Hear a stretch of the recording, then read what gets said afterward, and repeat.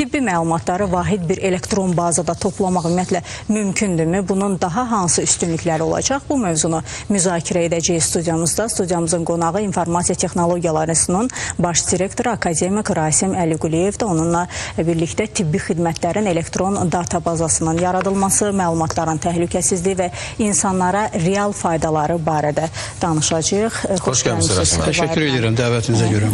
Studiyamıza elə gəlin biz günümüzün sualını da istəyərdik, elə ilk əvvəl sizə də ünvanlayaq ki, ümumiyyətlə sizdə keçmiş tibbi müayinələrin nəticələrinə sizcə ehtiyac olurmu?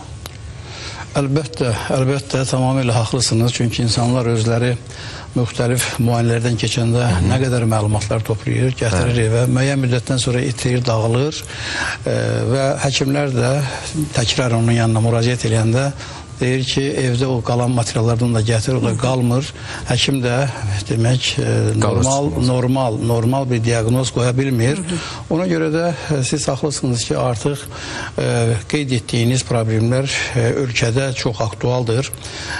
Ölkəmizdə dövlət tərəfindən, dövlət başı tərəfindən aparılan siyasətin elə əsas hədəflərindən biri də ondan ibarətdir ki, cəmiyyətin rəqəmsallaşdırılması, yəni bu texnologiyaların köməyi ilə bu dataların, verilənlərin toplanması, onun emal olunması və cəmiyyətin, dövlətin müxtəlif sahələrində ondan bir fayda əldə olunmasıdır.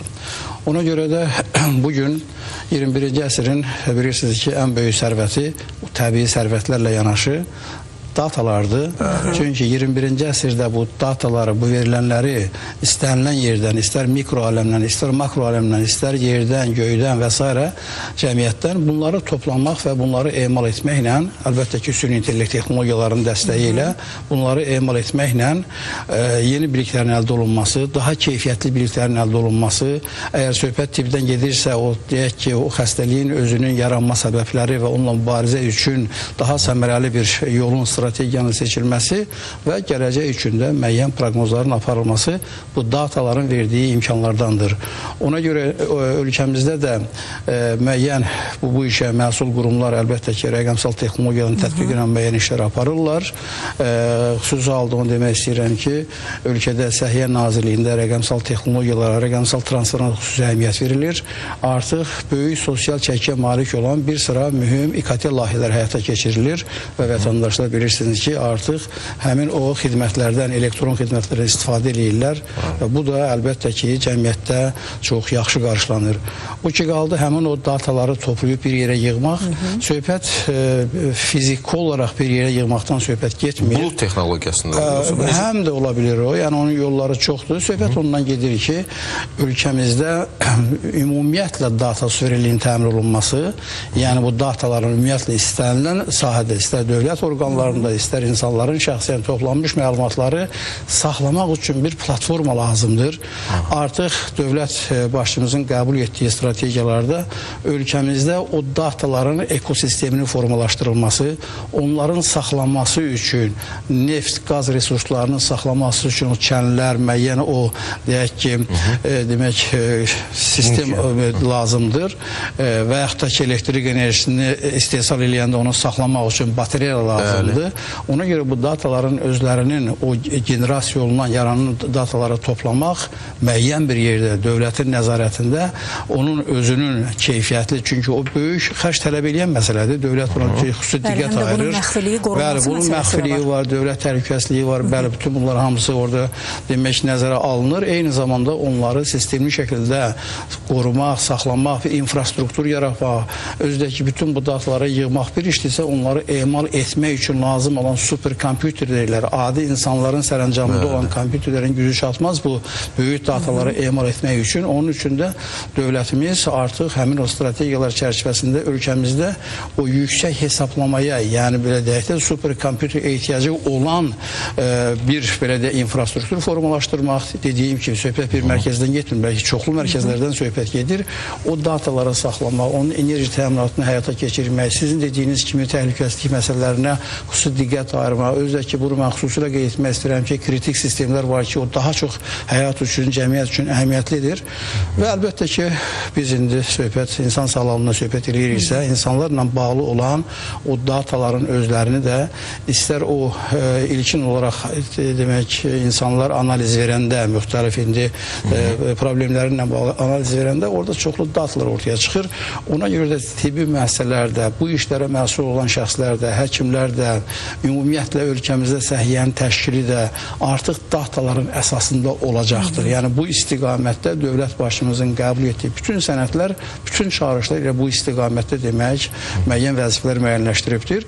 Ona görə də indi fərz eləyək ki, bu texnologiyalar aydındır, xaricdə bunlar hamısı müəyyən inkişaf etmiş ölkələrdə var, amma bunun özünün artıq bir milli maraqlara xidmət edən bir elmi araşdırmalar olmalıdır.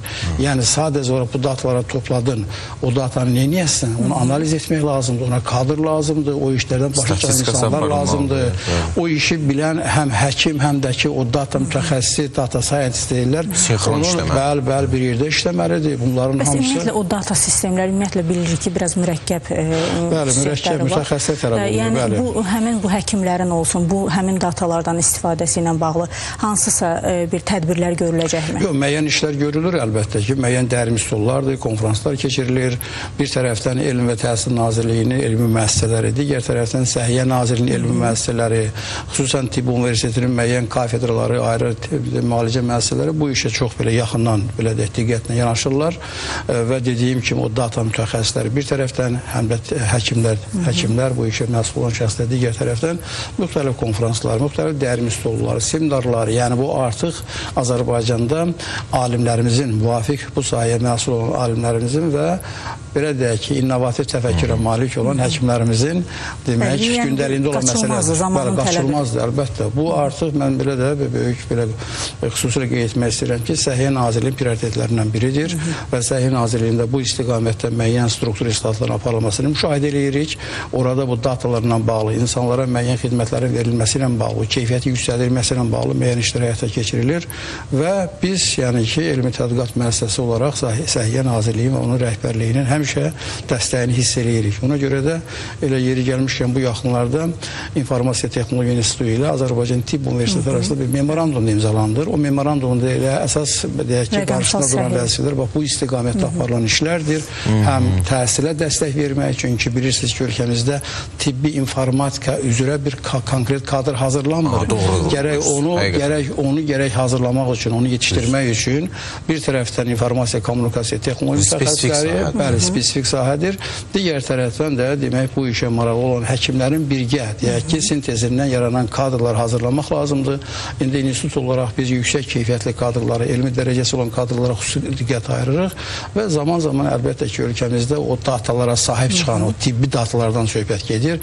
O tibbi verilənlərin, səhiyyə ilə bağlı olan verilənlərə sahib çıxan, onları interpretasiya deyirlər. Yəni, onu izah edə bilən, onu başa düşə bilən, ondan müəyyən faydalı bilik əldə edə bilən, ölkədə ümumiyyətlə tibbi dataların özünün suverenliyinə müəyyən xidmət edən, ölkəmizdə tibbi demografiyanın o datalara əsasında formalaşması, təhlil olunması, onun real vəziyyətin qiymətləndirilməsi, ölkəmizdə sağlamlığın özünün, belə deyək ki, bunu da belə də istifadə eləyirik.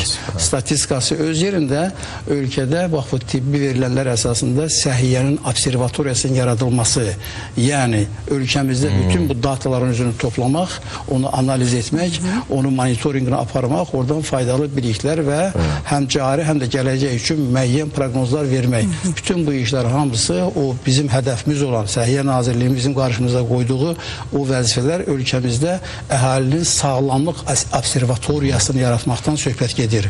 O dataların əsasında qurulur, o superkompüterin əsasında qurulur, o süni intellektin əsasında qurulur və dediyimiz kimi ölkədə bu istiqamətdə müəyyən işlər aparılır. Rəsmən, regionlarda yaşayan vətəndaşlar üçün bu elektron tibbi bazı hansı problemləri həll edə bilər? Biz bilirsiniz ki, regionlarda biraz rəqəmsallaşma ilə bağlı. İnformasiya, kommunikasiya texnologiyaları elə bir həddə gəlib çatıb ki, artıq region və yaxud da ki, şəhər anlayışı itibdir. Bu sevindirici haldır ki, artıq informasiya çıxış, informasiyanın daşınması, toplaması və s. ölkəmizdə aparılan siyasətin nəticəsi olaraq rəqəmsallaşma ilə bağlı informasiyanın belə deyək ki, əldə olunması, paylanması, bölüşdürülməsi və həmin o tibbin də, o demək belə deyək də, də tibblə bağlı o elektron xidmətlə hədəflərindən biri də ondan ibarətdir ki, yerindən, məsafəsindən, zamandan asılı olmadan hər kəs həmin o tibbi biliklərə, həkimlərin məsləhətlərinə çıxış imkanları əldə etsinlər. Sanki bir belə deyək ki, distant tibbdən söhbət gedir. Yəni distant tədris olduğu kimi distant tibbdən söhbət gedir ki, həm ölkə vətəndaşları, həm də ki, kənardan da əlbəttə ki, bu internet üçün problem olmur ki, istənilən insan həmin xidmətlərdən istifadə eləsin. Yəni əlçatan olsun. Yəni bilik faydalıdır, yaxşıdırsa, əlbəttə ki, ondan İKT-dən istifadə eləyə, internetdən istifadə eləyəcəklər. Ona görə də bütün bax bu dediyiniz məsələ Azərbaycanın reallığıdır. 21-ci əsrdə gedən reallıq eyni zamanda Azərbaycanda dövlət siyasəti çərçivəsində inkişaf etdirilir. Dövlət ora böyük deyək ki, diqqət ayırır, sərmayə qoyur və bütün sahələrdə, bütün sferalarda ölkəmizdə bu günləri elə bir sahə yoxdur ki, özlərinin datasının generasiya olunması üçün yaxşı bir texnoloji platforma yaratmaq. Çünki datanı özü bilirsiniz ki, texnoloji olanda, yaxşı texnoloji olanda, yaxşı platforma olanda o dataları əldə etmək olur. Ona görə də bir tərəfdən texnoloji və rəqəmsal platformun inkişaf etdirilməsi, dediyimiz ki, həmin ekosistemin formalaşdırılması və eyni zamanda onları analiz eləyə bilən mütəxəssislər, o data analitiklər deyirlər, onların hazırlanması və təbiidir ki, bunun araşdırılması. Elə bu məqamda bir sual yarandı məndə. Ümumiyyətlə, ilkin mərhələdə bu həkimlər mi yerləşdirəcək bu dataları həmin o sistemlərə, yoxsa bu hansısa həmin bu informasiya texnologiyaları mütəxəssisləri tərəfindən olacaq? Yox, əlbəttə ki, demək, belə deyək də, xəstə həkimlə təması olur, orada İKT mütəxəssisi olmur. Ona görə də həkimlərin özlərinin iş fəaliyyəti, iş yerləri, onların insanlardan götürdükləri məlumatlar, yəni analizlər, istər ultrasəs olsun, istər kompüter tomografiyası olsun, istər rentgen olsun, istər başqa-başqa datalar var ki, onsuz da onlar hamısı qurğular vasitəsilə götürülür. Sadəcə olaraq hal-hazırki vəziyyət onunla xarakterizə olunur ki, o götürülmüş məlumatlar pərakəndə şəkildə, lokal şəkildə hansısa müəssisənin sərəncamında olur, heç də arzu olunan səviyyədə onlar arxivləşdirilmir, saxlanılmır. Sadəcə olaraq onların hamısını bir mühitə, bir milli platformada, ölkə çərçivəsində, dövlətin siyasətlə cavab verə biləcək vahid bir infrastrukturlar hamısı bir-birinə bağlanır. Telefon şəbəkələri kimi, internet qurğuları kimi hamısı bir-birinə bağlanır. Əlbəttə ki, fərdi məlumatların qorunması şərti ilə, çünki dövlət ona çox böyük əhəmiyyət verir ki, insanlara bağlı olan fərdi məlumatlar, o cümlədən də tibbi məlumatlar kənar əllərə çatmasın. Bu baza bugünkü tarixdən sonra yaranacaq, yoxsa indiyə qədər hazır olan baza ona daxil olacaq? Belə deyək ki, siz dediyiniz sual o məsələdir ki, kağız üzərində olanlar da mı rəqəmsallaşacaqdır? Əlbəttə rəqəmsallaşacaqdır. Yəni biri var ki, indiyə qədər kağız üzərində olanlar da indi qalıbsa əgər hardasa, onların rəqəmsallaşdırılması o da sərvətdir, o da qızıldır, o da elə bir ki, emal olunmamış yerin tərkibindən çıxarılan hansısa bir materialdır, onu emal edib, ondan da hansısa bir dəyər əldə etmək olar. Üstə də gəl cari vəziyyətdə, onsuz da biz təmasda olanda xəstələr və yaxud da ki, səhhətin eşiyyəti olan, onsuz da qurğu ilə, hansısa aparatla təmasda olurlar, söhbət gedir ki, onların özlərinin hamısının bir platformaya gətirilməsi, o dataların etibarlı şəkildə qorunması, emal olunması ölkədə dediyimiz kimi rəqəmsal dövlətin özünün bir hissəsi kimi, segmenti kimi həmin o tibbi və səhiyyə dataların bir yerdə toplanması, emal olunması, özdə ki, bu fasiləsiz olaraq dediyiniz kimi həkimlər bunları hər anda toplamaq, yadda saxlamaq, harasa göndərmək və s. Bu artıq ayrıca bir müasir dövrün çağrışıdır. Bunun özünün hüquqi tərəfi var, bunun özünün təhsil tərəfi var, bilik tərəfi var və s. və ilə axırı. Rasim, bir sual vermək istəyirəm sonda. Bu süni intellekt bu dəqiqə bütün hər yerə yayılıb, geniş yayılıb. Belə bir mif var ki, onun fəaliyyəti üçün sudan istifadə olunur və bu da nəticədə su israfı kimi nəticələnir. Bilmirəm, bu mifdirmi, yoxsa sizin də fikir? Mən anlamadım ki, nətər süni intellekt su istifadə edir. Bəli, güya ki, biz ora hansısa bir komanda verdiksə, o həmin komandanı yerinə yetirmək üçün əlavə içməli sudanmı və yaxud da texniki sudanmı istifadə edir, o resurslar, yəni işləməsi üçün. Bilmirəm. Belə deyək, indi o siz dediniz, o mifə biraz, əgər mən də çalışıram, nə deməkdir, biraz izah etmək istəyirəm. Bilmirəm, yəni süni intellektin birbaşa əlaqəsi yox, amma süni intellektin üzünün arxasında durur nə? Texnoloji platforma. Bu texnoloji platforma fəaliyyət göstərməsi üçün enerji təminat lazımdır. Yəni süni intellektin özü ümumiyyətlə dünyada rəqəmsal platformanın özünün canı enerjidədir. Əgər enerji varsa, rəqəmsal platforma var, rəqəmsal mühit var, data var və s. Əgər onu, demək, elektrik cəryanını kəssən, həmin sistem dayanacaqdır. Ona görə də bütün bu böyük datalar, data mərkəzlər, eyni zamanda bu süni intellekt emalı hamısı yüksək enerji tələb eləyən, bu digər bu başqa bir məsələdir. Bu kriptovalyutalar, blockchainlər, bütün böyük enerji tələb eləyən məsələlərdir. Hətta belə deyək də, bəzi inkişaf etmiş ölkələrdə isti yerlərdən o data mərkəzləri treylerlərin üstlərinə qoyurlar. Qış yəni ki, o necə deyirlər, şimal tərəfə aparırlar ki, onun temperaturunu aşağı salsınlar ki, o işləyə bilsin. Çünki o data mərkəzinin özü müəyyən temperatur diapazonunda işləyir və onu da təmin etmək üçün gərək sən o su sisteminə onu soyudasan. Bəlkə oradan əlaqəsi var. Mən bunu bir fərz eləyirəm ki, bəlkə su ilə süni intellektin arasında bəlkə orada o enerji sistemlərinin soyudulması üçün əlbəttə ki, orada müəyyən sular lazımdır. Hətta deyim ki, data mərkəzləri okeanın dibinə doğru aparırlar ki, onu soyutsunlar ki, orada emal prosesi getsin ki, oradan enerjini demək götürsünlər, bunu istifadə eləsinlər. Yəni belə texnologiyalar var. Hardasa əlaqələndirmək oldu. Yox, indi o müfə mən şərik çıxmıram. O müfə mən şərik çıxmaq istəmirəm mən. Amma indi sizin dediyinizdə bir məntiq tapıram ki, bəli, su sistemləri, bəli, onu soyutmaq, müəyyən rejimdə saxlamaq, süni intellektin iş belə deyək ki, mühitini təmin etmək üçün əlbəttə elə şeylər ola bilir. Rasim müəllim, qısaca olaraq son bir sualı vermək istəyirəm. Gələcəkdə ümumiyyətlə bu tibbi datalardan yenə söhbət açılaq. Gələcəkdə vətəndaş öz tibbi tarixçəsinə mobil vasitələr, mobil tətbiq üzərindən çıxış əldə edə biləcəkmi? Təbii. Hətta mən sizə deyim ki, həmin o dataların özləri insanların özünün yaşam müddətini də proqnoz edə biləcəklər. Onu da mən sizə deyim. Süni intellekt ona da imkan verir. Təşəkkür edirəm Rasim müəllim. Studiyamıza gəlib, maraqlı müsahibə oldu. Minnətdarıq.